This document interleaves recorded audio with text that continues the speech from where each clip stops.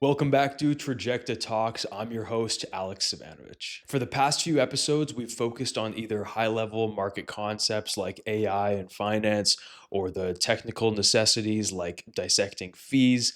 Today, we're pivoting to something deeply personal and critically important for everyone, regardless of your net worth, securing your financial future and your legacy. And for this episode, I'm absolutely thrilled to introduce a great friend of mine and a genuine expert in the field, Noah Form, an associate advisor at Asante First Avenue. Noah spends his days helping people from young professionals to high net worth families navigate the complex world of estate planning, tax minimization, and strategic wealth transfer.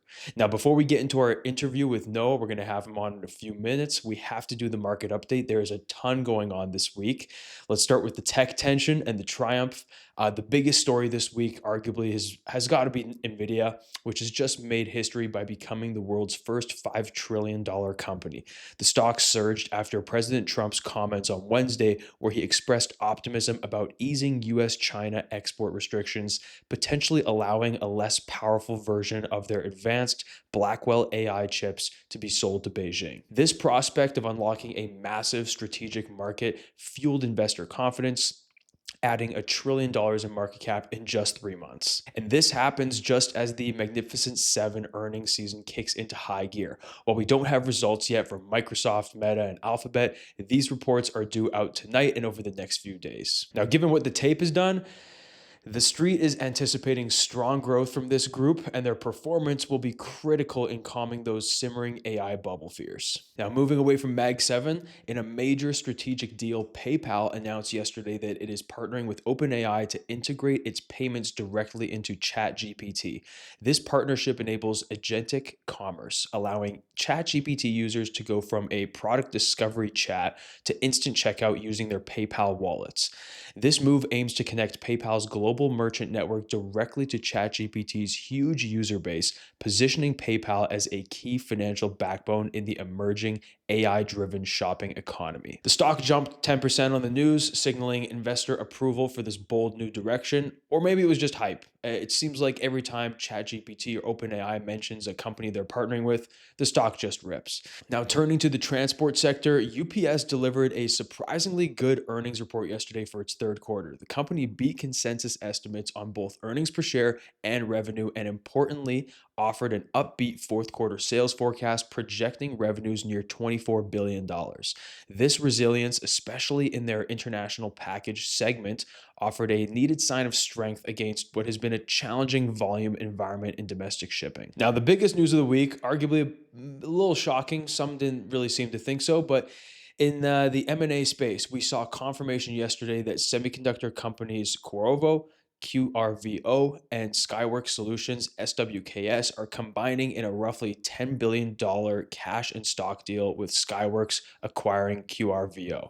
This is largely viewed as a defensive strategic consolidation, aiming to create a larger, more diversified radio frequency semiconductor powerhouse to better compete against industry giants like Broadcom and Qualcomm. Tickers on those are AVGO, QCOM, and to strengthen their position as a key supplier to their largest customer, Apple. This merger is expected to nearly double Skyworks' revenue and provide significant cost synergies. Finally, let's talk energy. Two major developments are driving sentiment this week. First, the US government, alongside Brookfield and uranium miner Cameco, ticker symbol CCJ, announced a transformational strategic partnership to accelerate the deployment of nuclear power. This deal includes a commitment for at least $80 billion to construct new Westinghouse nuclear reactors in the US, which will secure domestic energy needs and power the massive data center capacity required by the AI revolution. Cameco shares have jumped significantly on the back of this massive demand commitment. The broader market has been incredibly strong this week following positive signals around trade. Treasury Secretary Scott Bessent had constructive meetings with his Chinese counterparts over the last weekend, floating the possibility of a longer truce on high tariffs in return for China easing its own rare earth export controls.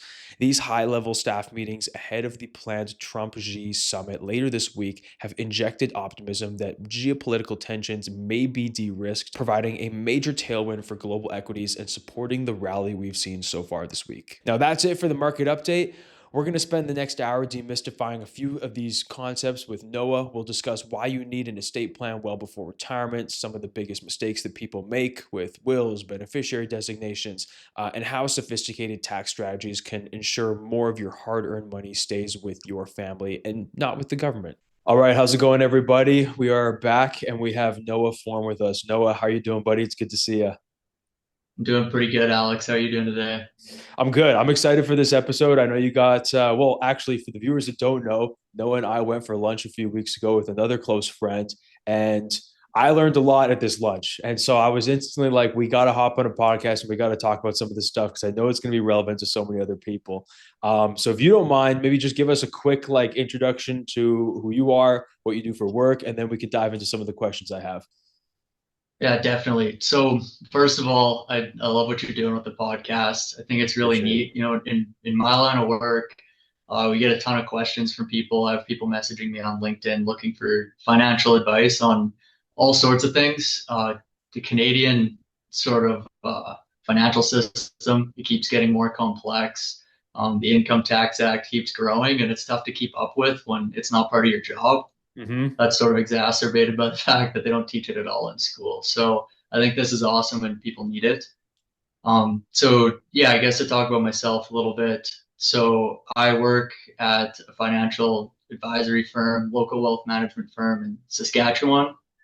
I'm about halfway through my CPA, so I've been looking at tax, since university, taking normal tax courses, some advanced tax courses, and then in my CPA, I've been pretty decently versed in it so far. And then on top of that, our firm works with business owners and wealthy families. So we tend to operate as kind of their personal CFO in the way we do things, where we're sort of bringing a lot of different elements of planning under one roof for their family, which includes everything under the umbrella of tax when we're doing estate planning, corporate structure, managing their investments. Every decision is kind of made under that umbrella. So I've been exposed to a lot of different tax strategies and some long-term tax planning for each of our clients. Nice, nice. I remember when we were in school together. I personally hated learning about tax when we did spend a little bit of time on it. Have you grown to love it since then? Obviously, you're working in that field. Personally, for me, I'm always like, oh God, we have to talk about taxes when it comes to tax season. But does it excite you? Are you fired up about the job? Yeah, it's funny. I would say when I first started learning about tax, taking my first income tax class at Sauder, it really fired me up because I was really interested to be learning something so applicable to my life. Now, as with anything, the deeper you go into it, it gets a little crazy, especially with tax. There's the reading the income tax is just about impossible to understand, and every rule has three sub rules and different exclusions and elections. So it God. now it's become a little bit more of a nightmare. However, the more I learn about it, I get really excited when I get to help people to understand it because it is so complex. So in that way, I would say I've sort of come full circle to enjoying learning more about it and understanding it on a deeper level. Awesome. Well, you know what? I guess on that note, we're gonna definitely have to do a part two at some point because I don't think we're gonna get through all of what we need to get through in one in one episode, which is totally fine. Um, yeah, if you're cool with it, I'll just jump right into the questions. I think the first thing I wanted to ask was in Canada, I think a lot of Canadians think about tax planning just as filing a return. It's just simple. What do you think is the biggest difference between simply doing your taxes and being truly strategic with your taxes and overall wealth plan? There's obviously more game plan to it than meets the eye. Absolutely. So yeah, for a lot of people, tax planning comes, once a year at tax season where you're doing your return, you're trying to make sure you get all your credits and deductions. But due to the nature of our job, we tend to have to do a little bit more long-term planning. So the way I like to sort of frame that question is maybe tax strategies that materialize over your entire life as opposed to in one planning season. And so when I think of some examples for that, I think of an obvious one, RRSPs. For a lot of people, that's I had a large amount of income this year, sold an asset, you can make a contribution, you can get that deduction against your income, and then obviously defer it over the long term. But where we see a lot of the planning for that materialize over the course of someone's life, it's in when you turn 65, it becomes able for you to convert it to a RIF and start income splitting. So that tends to be a consideration when we're looking at tax planning over the course of someone's life. A lot of it is about smoothing your income over your life and then also across your family members.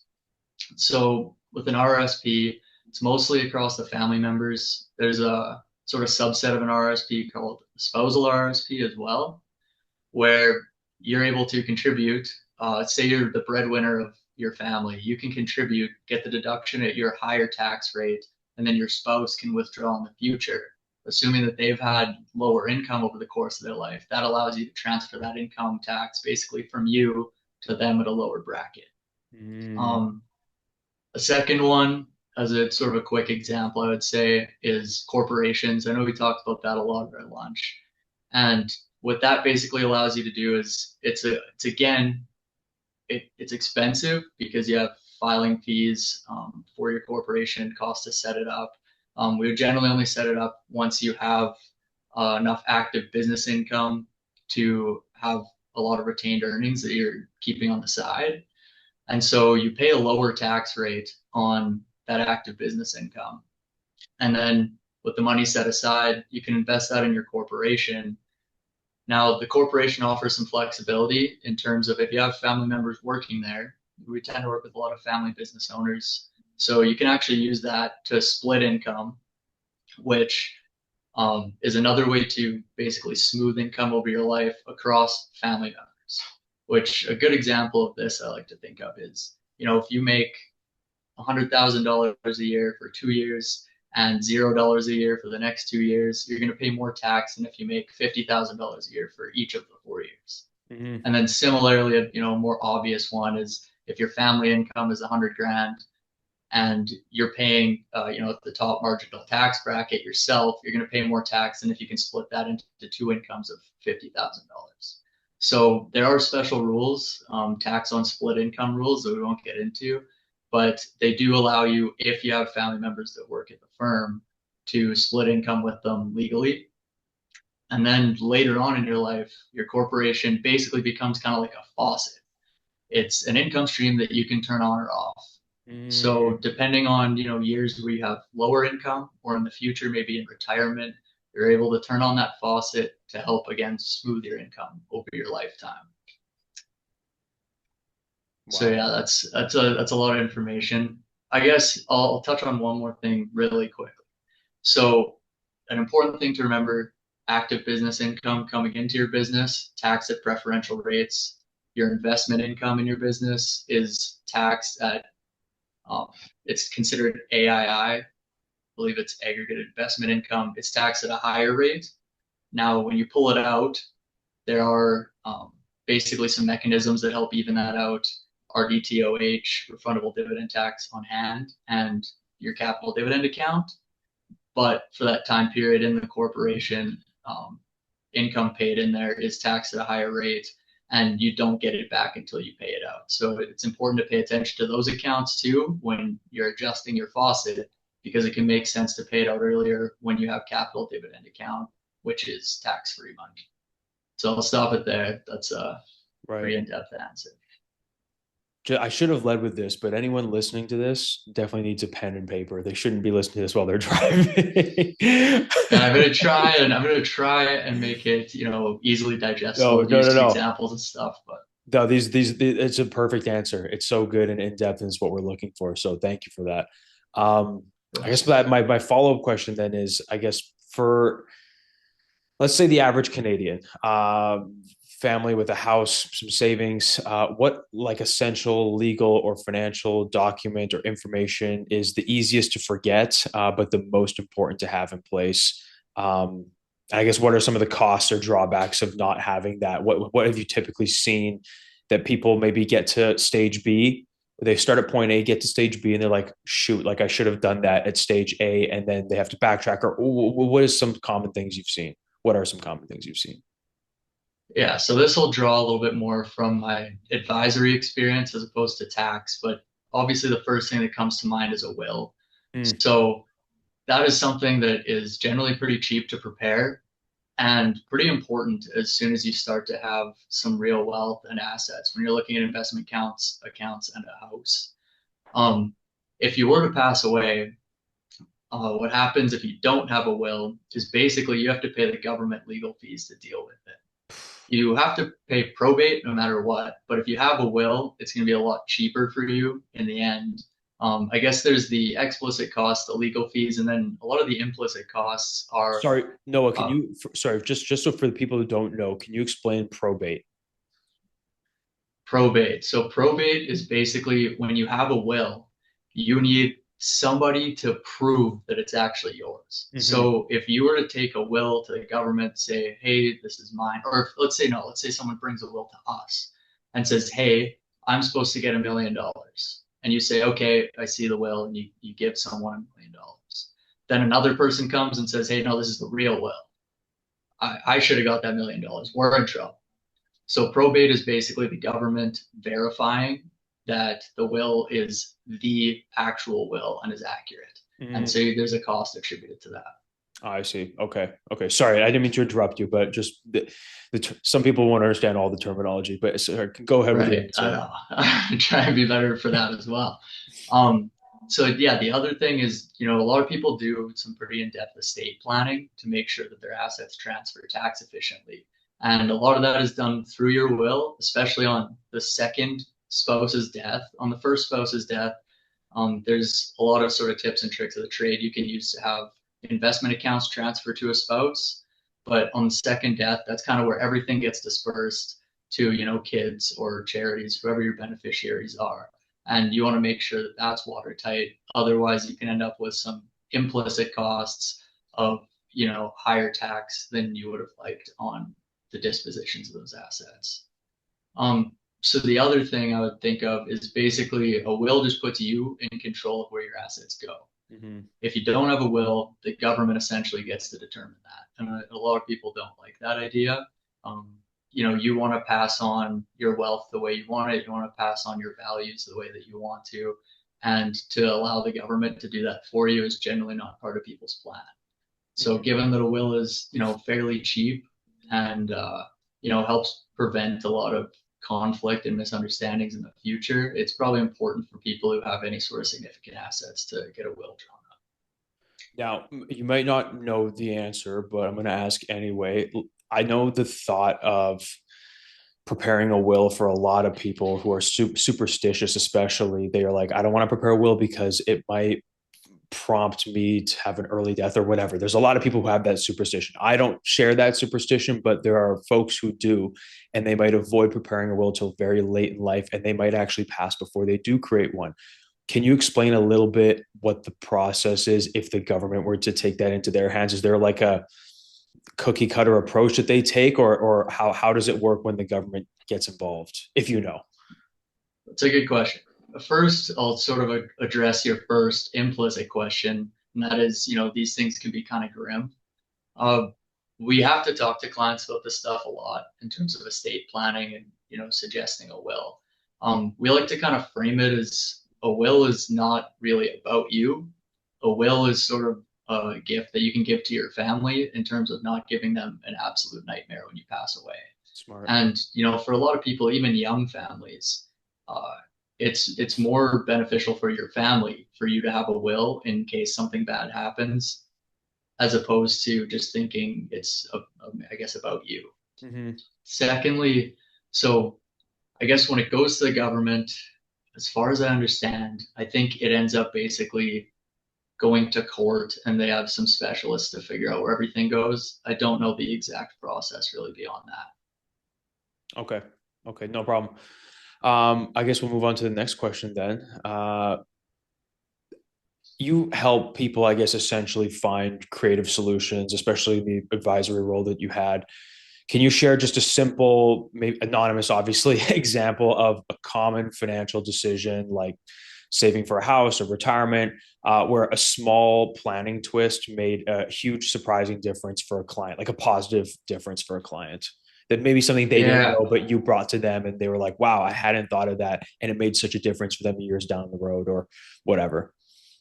yeah, I have a pretty good one for this, and it's fairly common, especially for young people who receive money in an estate or maybe sell a business. So, for a lot of people who have a house, especially when you're young, you have a mortgage. So, let's say person A or person XYZ, I'll use accounting company terms. Essentially, they have a mortgage and they receive money from an estate. What you then have is, a lot of people would spend it. Probably not the best idea. Yeah. Financially savvier people might invest it and put that capital to work for them. But when we're looking at some cool planning tricks, and with a bit of a tax edge to it, what you can do is use that money to pay off your mortgage. So you're currently paying mortgage debt and mortgage interest payments on that. If you use that money to pay off your mortgage, that debt's gone. You can actually borrow back against equity in your house through something like a home equity line of credit and then invest that. That essentially does is it puts you in the same situation as the smart person who had invested their money anyway and retained the same amount of mortgage debt, but you've essentially traded that mortgage debt for deductible debt because the current use of the money is now used to invest. And so CRA has a rule where if your money is used to invest, you can deduct the debt. Ah, And so it really? basically trades your non-deductible mortgage debt for deductible debt that you're using to invest the same amount of money you would have anyway. So you're just trading types of debt and you can deduct your interest. So that's a pretty neat strategy. So you're saying you're trading one type of debt that's not tax advantageous for one that is. So you're basically in the same position as you were before, but now you can use one for a tax advantage. Precisely, yeah. That's smart. I've never. This is why we have you on the podcast, my friend, because I never, I never would have thought of something like that. And it makes me want. We have to go for lunch again soon. See, that's one of the ones when I was in tax class. I heard about it and I got excited because I thought, this is useful. This is really neat, and I had never heard it before either Right. until It's taking it. I can't remember unorthodox, which one it right? was. Yeah, Yeah, that's yeah. smart. No, that's awesome. Um, Okay, so I guess my next question is, what is the single biggest step a person can take right now to make sure their savings and assets go smoothly to their loved ones without a huge fight or a huge tax surprise? I know creating a will is probably the obvious answer, but are there any other things? Is there maybe another answer for someone who's a lot younger who's not even thinking about creating a will yet? Well, I would say a will essentially is the directions. It directs where your assets go.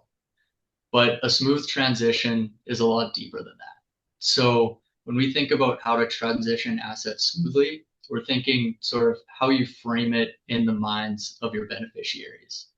So we like to use terms like having a stewardship mindset towards the money you receive and having parents try and pass that mindset on to kids. It's sort of trying to get your kids to view money as a responsibility and not an entitlement.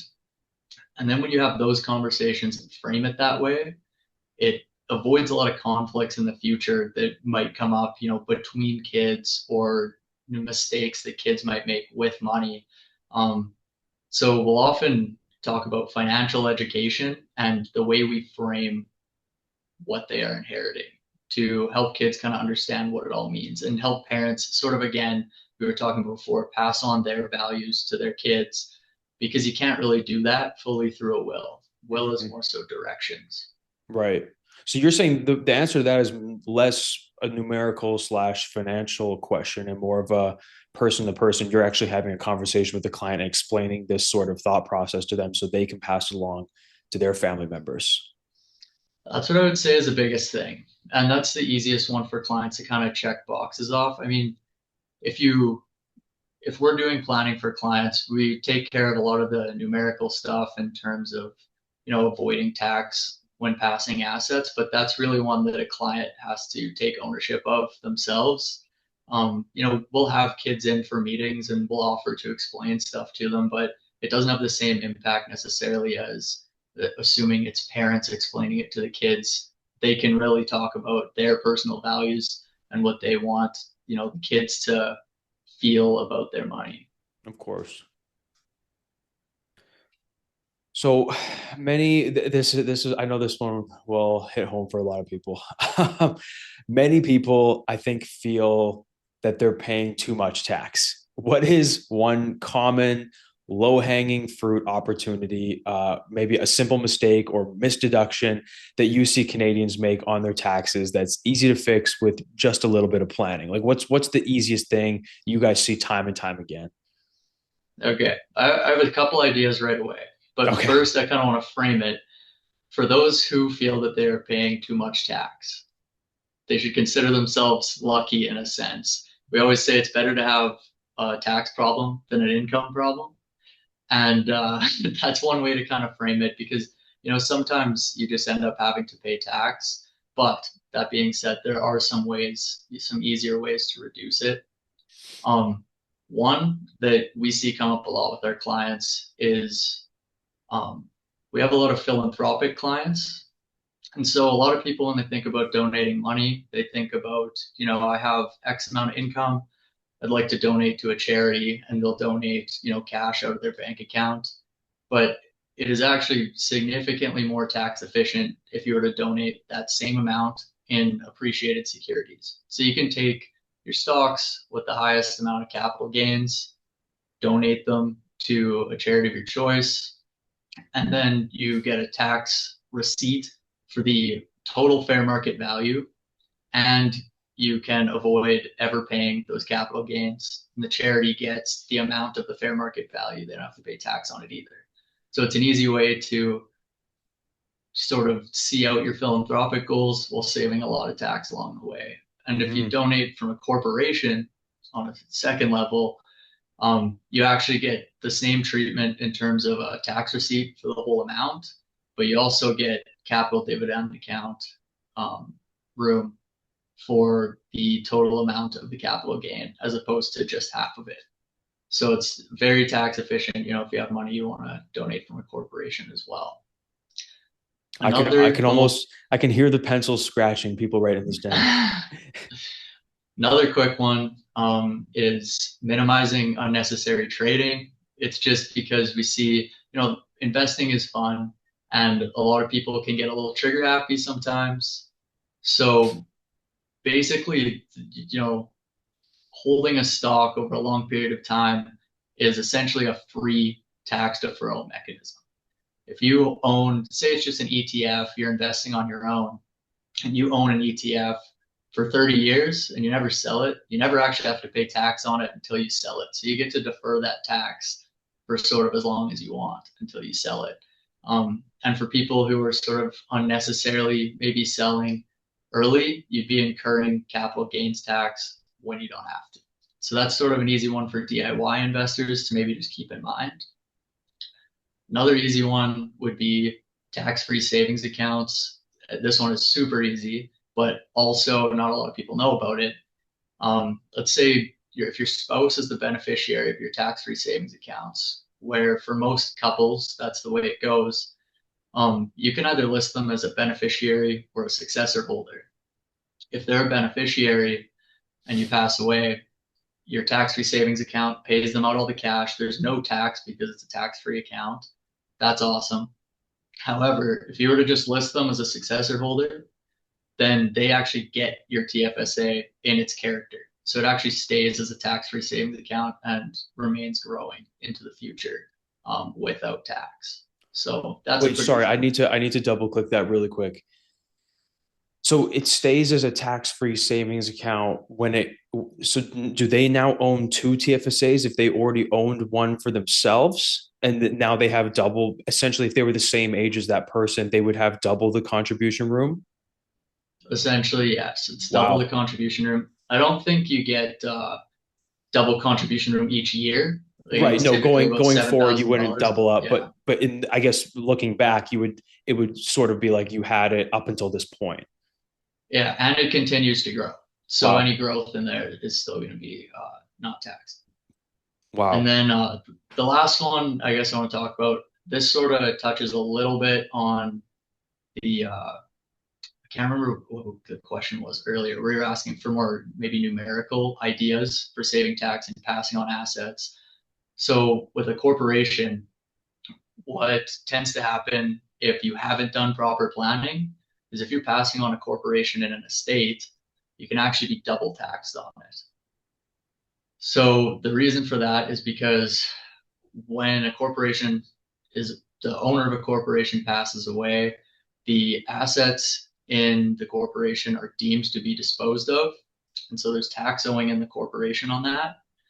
And then to get the assets out of the corporation to whoever you want them to go to, you also have to pay tax on, usually a dividend coming out of there if it's a holding company. So there's some planning you can do around that. And this is the part where we'll host meetings, with our client's accountant, because there's some pretty in-depth planning. You can do something called a pipeline strategy or a loss carryback, and it actually allows you to significantly reduce the tax on a corporation that you're passing on. And then I guess in that same note, um, passing on a corporation, making sure you're using your lifetime capital gains exemption, which kind of has two facets. Lifetime capital gains exemption, for those who don't know, is each person, in Canada gets about $1 million of tax-free capital gains from a business that they sell, essentially. And so when you're passing on a corporation, I guess rule one that we would sort of make sure to follow is there are specific rules for a company that qualifies for that deduction. And that is, I'm not going to go into them in too much depth. You have to have over 90% of your assets in the corporation as active assets in the year of sale. You have to have over 50% of assets as active business assets in the last, I believe it's 24 months. And you have to own it for 24 months prior to the sale. So for people who, run a business and they own real estate in their operating company, or they have investments in their operating company that are going to be a large chunk of their total assets, they may not qualify for it. So a lot of the planning we're doing is to make sure that that's a big reason for holding companies, is to get those out of there and make sure that your operating company is what we call clean, so that you qualify for the lifetime capital gains exemption. And then I guess to go off of that a little bit, you can also spread that exemption across your family, since each person in your family gets it. If you have the business basically owned by a family trust where all the family members are beneficiaries of the trust, then they can each use their capital gains exemptions upon the sale of the business. So there's a whole another spitfire of random ideas, but those are some ones that, might be overlooked that actually have a pretty big impact. You could do a whole nother episode just on that question. Indeed. Seriously. We've only got a few minutes left here. I know you got to get going, but I want to ask one more quick question and then just a final one that I ask Sure. everyone that I interview. So, my final question for you is, give us one behavior or habit that you've noticed separates your most successful clients from those who struggle to keep their money. Yeah. So I would say one of the biggest differences I see um, is it's not necessarily about how much you earn. It's a little bit more of your financial hygiene and your habits personally. So I've seen, both ends of the spectrum, really high earners who struggle with expenses and lower earners who end up building a lot of wealth over the course of their life. It sort of makes me think of that the study. I can't remember exactly when it was or who did it, but I remember my parents telling me this when I was a kid. Um, a group of kids is given one marshmallow, and they can either wait and have two marshmallows, or they can eat the one marshmallow now. Stanford. That was a Stanford study. I'm pretty sure. Yeah, yeah, I remember that. Yeah, that sounds about right. And so, the kids who waited, deferred gratification or delayed gratification, I believe is the term, had, more successful lives and better financial outcomes, better school outcomes. I see that a lot in terms of people who are able to delay gratification. And when we sort of propose that to people, they like to ask, what do you want most versus what do you want now? For people who are able to have that perspective, and frame that for themselves to be able to choose what they want most over what they want now. I mean, that sort of gets into all facets of life, not just their finances. But, Hmm. we find that for people who want to have a tight family, who want to have a successful work and family life, and who want to save money, all who are able to sort of retain that perspective tend to have better outcomes. That's awesome. That's awesome. Excuse me. My No final question for worries. you. This is the question I ask everybody that I have on the podcast. Give us just one piece of financial wisdom for the audience. It can be about anything. It doesn't have to be even related to your job, but something that stuck out for you over the years. I know you went to the same business school as I do. You have a great job now. So whatever you've picked up over all these years. Yeah, so start a little bit more general with this one. Um, One of my favorites is it's a quote by John Bogle. He started Vanguard, and it goes something like, "Investing is not nearly as hard as it looks. Being successful as an investor involves doing a few things right and avoiding big mistakes." And so I think, avoiding big mistakes in life can be a catalyst to success in a lot of different ways. And sort of allow your hard work to play itself out as you would hope that it would. So, a lot of people say if you put your head down and work hard, you're going to be successful. Um, and you can put your head down and work hard, but if you get addicted to heroin at some point and ending up on East Hastings isn't your goal, it's going to be really tough to get to where you want to go. So in terms of choosing good friends, working hard, saving consistently, these are sort of easy things that help you avoid making sort of those big mistakes. And seeking advice when you need it from people who have already gone through what you're going through can help you to avoid those big mistakes and sort of allow your hard work to compound. Um, Another quote from a book, I can't remember what it was or what it was called, is, "You don't rise to the level of your goals, you fall to the level of your systems." And I think that sort of sums it up, ties it in a little bit, where, if you make sure that you're doing the right things and practicing good habits, it's probably going to get you to where you want to go, either financially or in life in general. And so I kind of like to live by those two mostly because I think taking away some of the variables that could take away from your hard work and then just allowing yourself to work hard and see the benefits of it is probably the way to go. What a phenomenal answer. Great way to cap off the episode. Thank you. Yeah, no, I've got nothing else to ask you. That was awesome. Thank you so much for coming on. And I'd love to have you on again in the future because we evidently have a lot more things to talk about. Of course. So thank you for having me. Honestly, when I finish up that CPA and, I'm only going to learn more over the next little bit, I'm still drinking through a fire hose. I feel like I know everything at about 50% right now and I need to learn a million more things. So it'll be fun if we have another opportunity to come and share For something sure. new that I've figured out. For sure. No, I would love that. And best of luck on the CPA. Best of luck at work. And I'm looking forward to seeing you soon, buddy.